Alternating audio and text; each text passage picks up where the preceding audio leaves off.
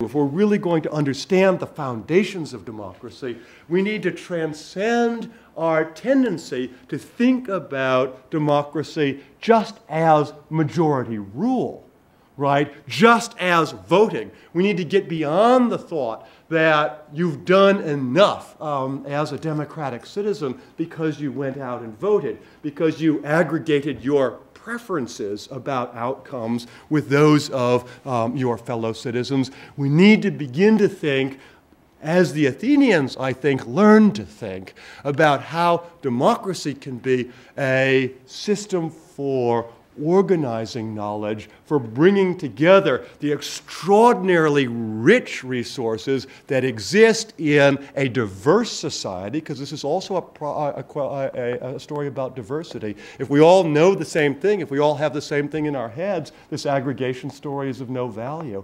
So that is, I think, the challenge to us, going back to the foundations of democracy, to think about how a democratic community can also be a learning community, a community based on knowledge, as well as a community based on interests.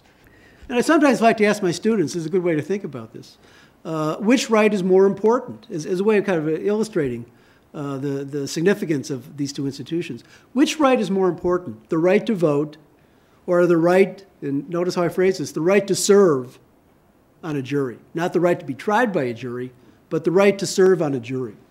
And of course, the best answer, we would say, I think as a matter of course, well, the right to vote, because it has such great political symbolism. And because that's who we decide who's going to rule us over the next interim.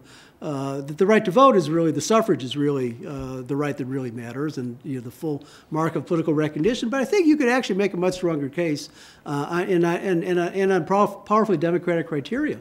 The right to serve on a jury, to be a real decision maker, to be where to be in an institution of 6 or 8 or 12, depending on the nature of the decision, is a much more consequential act than voting. What the Constitution can do is organize the way by which we argue about our future.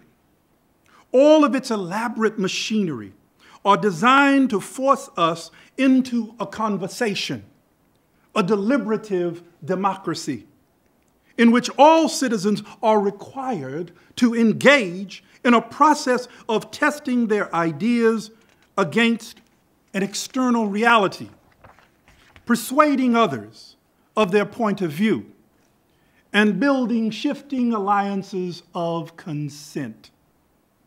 This comes from the Iroquois Great Law, which is the oldest recorded constitution in the world. The Creator, according to the Iroquois, say that human societies must form governments that will serve to prevent the abuse of human beings by other human beings, and that will ensure peace among nations and peoples. In other words, a key principle is that government is specifically organized to prevent the abuse of human beings by cultivating a spiritually healthy society and by establishing and maintaining and perpetuating peace. And importantly, the peacemaker of the Iroquois, Deganawida, noted that governments are not simply formed to establish and maintain law and order, but for the full establishment of peace. Peace, according to Deganawida, was to be defined not as a simple absence of war or strife, but as the active striving of humans for the purpose of establishing universal justice. I think you can tell from this very summary review that it has been a remarkable year of discussion and reflection, setting the stage for the exciting conversation here that we anticipate over the next 3 days.